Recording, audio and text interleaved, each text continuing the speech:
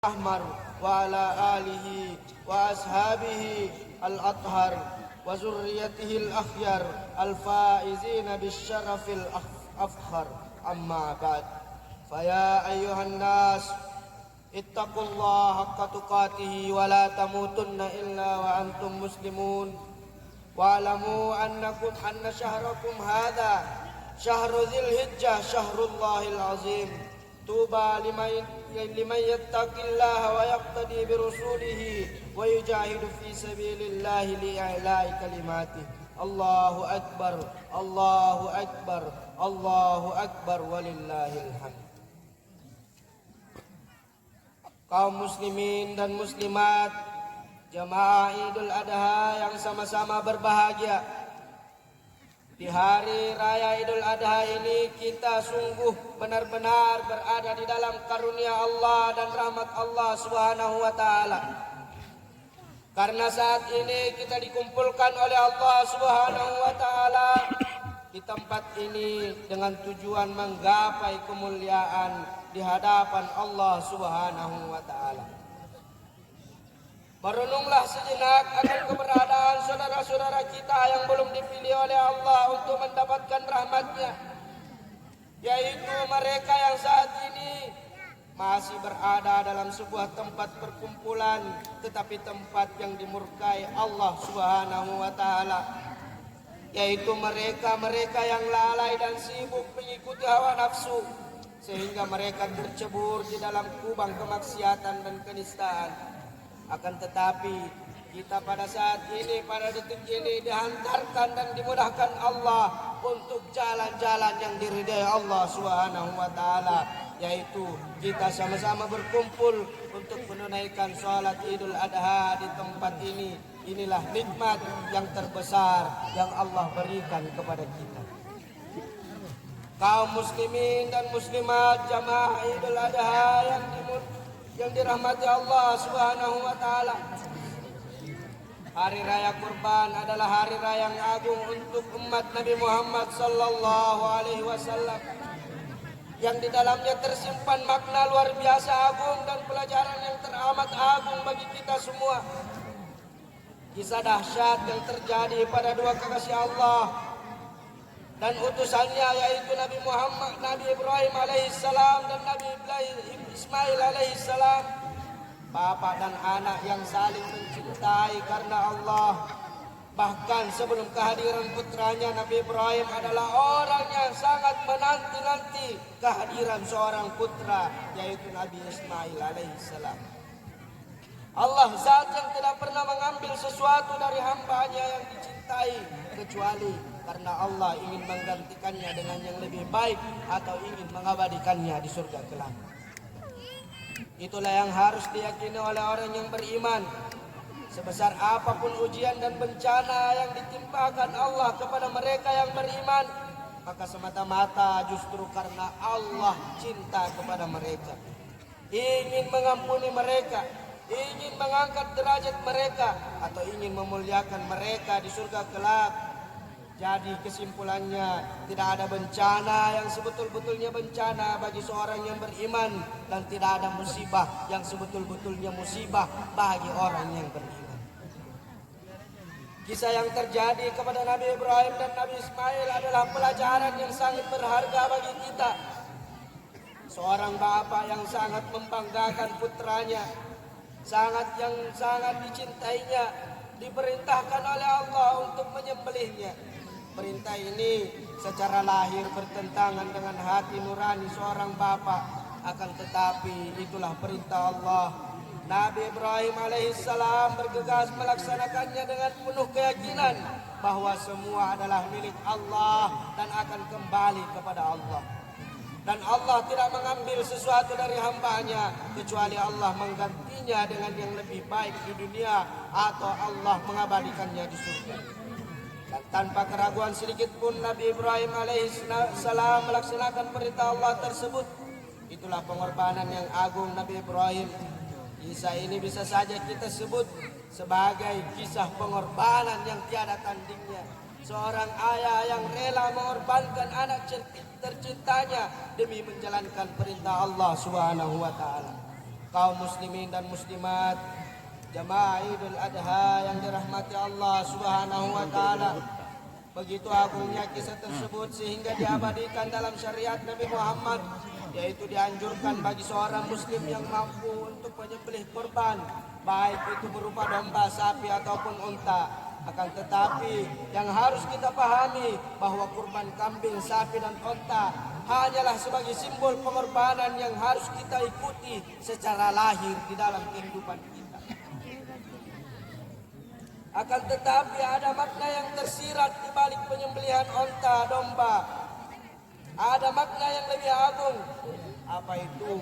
Yaitu menghadirkan makna pentingnya pengorbanan, sebagaimana contoh kisah agung yang terjadi Nabi Ibrahim dan Nabi Ismail. Pengorbanan yang kita butuhkan tidak hanya sekedar menyembelih kambing, sapi dan unta, akan tetapi pengorbanan dengan memahami dan merasakan makna di balik kisah Nabi Ibrahim adalah hal yang tersirat, yaitu makna berkorban dalam arti memberikan apa yang telah Allah berikan kepada kita. Apa dari apa yang kita banggakan dan kita cintai hanya untuk Allah Subhanahu wa taala. Sungguh alangkah kecilnya kambing bagi seorang jutawan. Sungguh alangkah sederhananya seekor sapi bagi seorang pejabat tinggi. Akan tetapi melangkah menuju pemahaman kurban yang lebih bermakna adalah hal yang sangat kita butuhkan saat ini. Berkorban hakikatnya adalah mengabadikan nikmat. Anda yang punya jabatan, jika ingin jabatan Anda adalah jabatan yang bakal abadi kelak di surga Allah, maka relakanlah jabatan yang Anda cintai itu untuk Allah Subhanahu wa taala. Memberikan jabatan Allah bukan berarti Anda harus melepas jabatan Anda, akan tetapi pergunakanlah jabatan yang Allah berikan kepada kita untuk amar ma'ruf nahi mungkar, menghentikan kejahatan, memudahkan segala kebaikan dengan cara berkorban. Itulah cara berkorban bagi para pejabat. Banyak kita saksikan saat ini kemungkaran-kemungkaran yang susah ditangani para ulama, susah ditangani oleh masyarakat.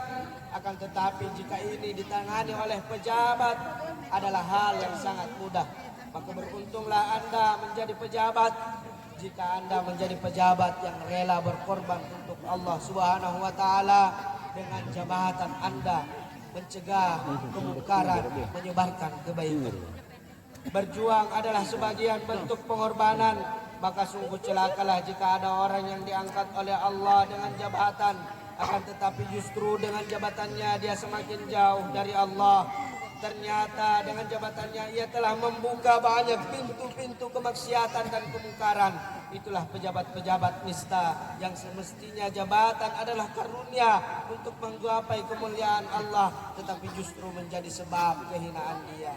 Semoga pejabat-pejabat yang ada di kampung ini adalah pejabat ahli surga yang rela berjuang dan berkorban dengan jabatannya demi agama untuk Allah Subhanahu wa taala.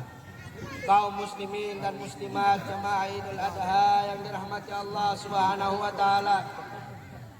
Anda wahai para orang yang kaya yang dikaruniai Allah taala dengan harta yang melimpah ruah, sungguh itu adalah nikmat Allah yang sangat besar yang Allah karuniakan kepada Anda.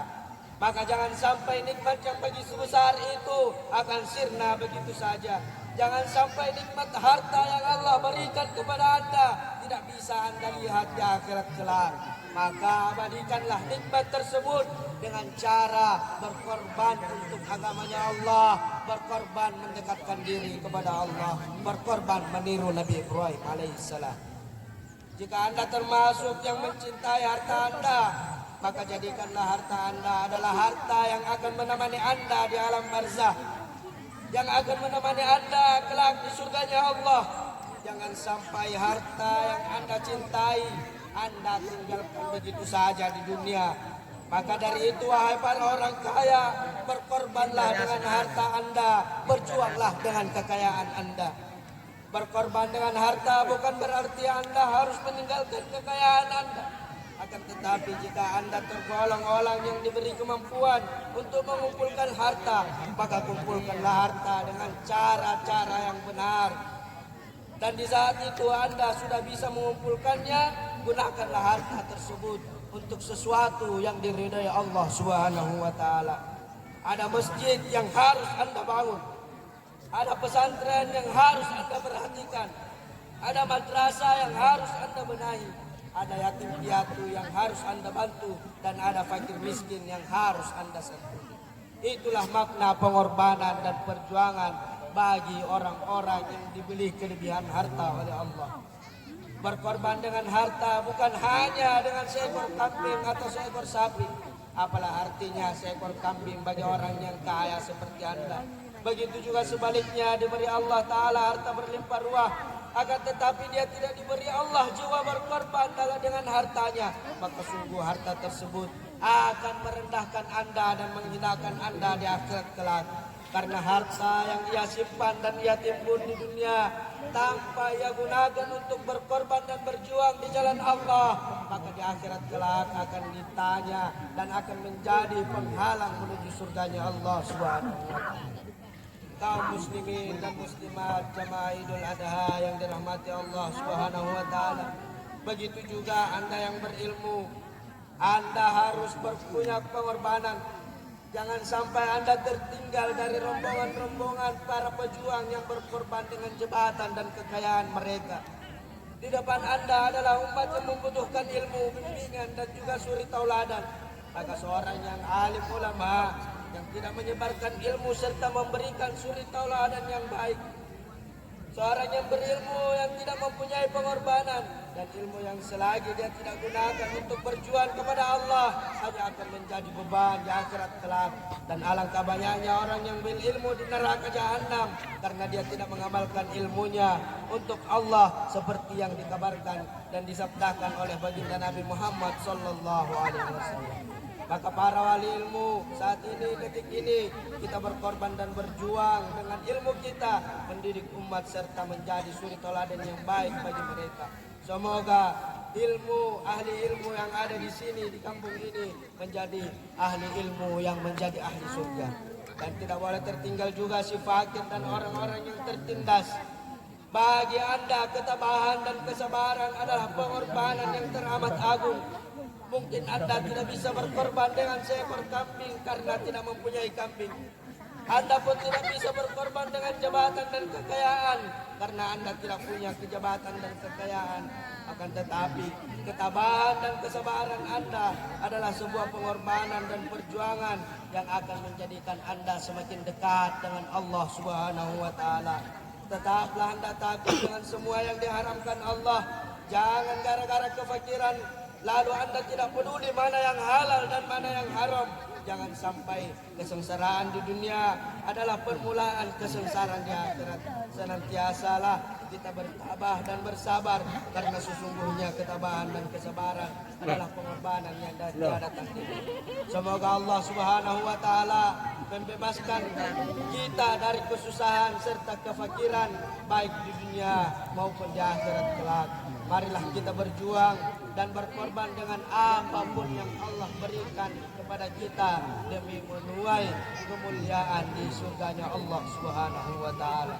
Nas'alullah ayyukila ma'arana wa ayyuwaffiqana wa iyyakum li ta'atihi wa ta'ati rasulih wa ayyarzuqana wa iyyakum rahmatahu wa ridha wa yu'idana wa iyyakum min ghadabihi wa nikmatihi wa yudkhilana wa iyyakum fi jannatihi. Wallahu subhanahu wa ta'ala yaqulu biqaulihi yahtadil muhtadun wa idza quri'al qur'anu fastami'u lahu wa ansitu la'allakum turhamun. A'udzu billahi minasy syaithanir rajim. Bismillahirrahmanirrahim. Inna a'tainakal kautsar fasalli li rabbika wanhar inna syani'aka huwal abtar. Barakallahu li wa lakum fil Qur'anil azim wa nafa'ani wa iyyakum bima fihi minal ayati wa dzikril hakim wa taqabbal minni wa minkum tilawatahu innahu huwas samiul alim. Wa astaghfirullahal azim li wa lakum wa lisairil muslimin fastaghfiruhu min kulli dhanbin innahu huwal ghafurur rahim. Ini Pak. Kita sembah orang paling. Allahu akbar, Allahu akbar, Allahu akbar, Allahu akbar, Allahu akbar, Allahu akbar, Allahu akbar, walillahil hamd.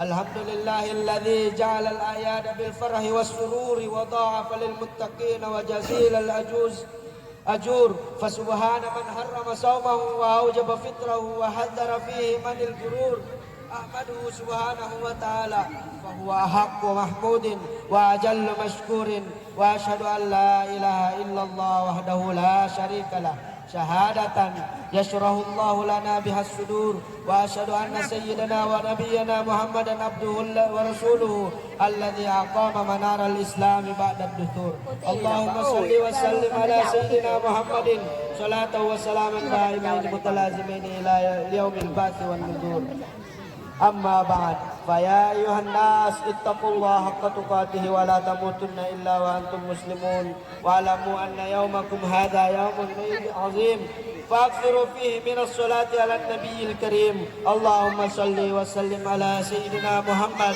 وعلى آله وأصحابه أجمعين والتابعين لهم بإحسان إلى يوم الدين وارحمنا معهم بعفوك وكرمك يا أرحم الراحمين الله أكبر الله أكبر الله أكبر ولله الحمد فيا أيها الناس انتهزوا فرصتكم هذا اليوم السعيد بإكثار الدعاء إلى الله سبحانه وتعالى فإن الدعاء في هذا اليوم مستجاب بإكثار التوبة والاستغفار إليه من جميع الذنوب والأخطار فإن الله يحب التوابين ويحب من المتطهرين جعلنا الله وإياكم من عباده الصالحين المتقين الآمين يا رب العالمين اللهم اغفر للمسلمين والمسلمات والمؤمنين والمؤمنات الأحياء منهم والأموات إنك سميع قريب مجيب الدعوات اللهم انصر من نصر الدين واهزل من هزل المسلمين اللهم أهلك اليهود والنصارى والكفرة والمشركين وأعل كلمتك إلى يوم الدين